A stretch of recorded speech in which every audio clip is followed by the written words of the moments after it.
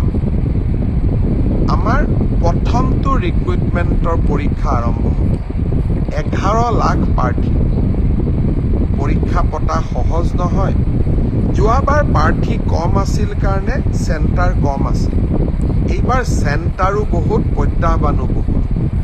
কালিৰ পৰা আমি প্ৰস্তুতি কৰিম যাতে পৰীক্ষা সুন্দৰ কৰি হয় আৰু পৰীক্ষা আমি যাতে সফলতাৰে পাৰ কৰিব পাৰোঁ।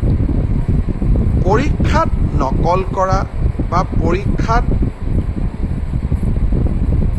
নিয়মৰ বাহিৰত গৈ যিসকলে কপি কৰে, নকল কৰে, তেওঁলোকৰ বিৰুদ্ধে আমাৰ চৰকাৰে এখন বিধানসভাত আইন প্ৰণয়ন কৰিছে।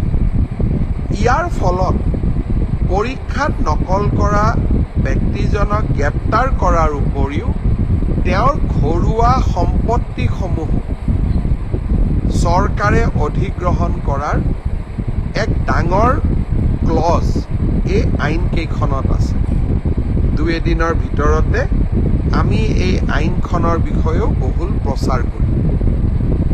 মই আশা কৰিম মেধাৰ ভিত্তিত নিযুক্তি। বহুতে কয় মোৰ মেৰিট আছে কাৰণে মই চাকৰি পালোঁ। এতিয়া ফেশ্বনো এটা আছে যে আমি বিজেপিক কিয় ভোট দিব লাগে, আমিতো মেৰিট আছে কাৰণে চাকৰি পালোঁ। মই এটাই কথা কওঁ, মেৰিট আৰু মেৰিটৰ ভিত্তিত পৰীক্ষা পাতা এই পংকিলতাৰে ভৰা সমাজত ইমান সহজ নহয়। এক প্ৰকাৰ অহা কালি পৰহিৰ পৰা আমাৰ অফিচাৰসকলে ৰাতিয়ে দিনে কাম কৰিব লাগিব যাতে 15 ছেপ্টেম্বৰৰ পৰীক্ষা নিকা হয়। কিন্তু মুখ্যমন্ত্ৰী বা আন মন্ত্ৰীসকলে যদি বিচাৰে পৰীক্ষা নিকা হ'ব নালাগে, মোৰ মানুহে চাকৰি পাওক, তেতিয়াহ'লে সকলো কথা সহজ।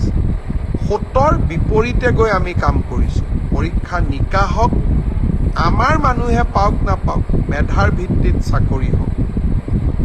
এই সংকল্পক সিদ্ধিলৈ ৰূপান্তৰ কৰা এটা অতি কঠিন কাম। 15 ছেপ্টেম্বৰত আমি আকৌ এটা শিক্ষাৰ্থীসকলেও পৰীক্ষা দিব, চৰকাৰেও এটা কঠিন পৰীক্ষাৰ সন্মুখীন হ'ব। মই আপোনালোকৰ সহায় সহযোগিতা বিচাৰিম। আমি কেইবাটাও টেলিফোন নম্বৰ দিম।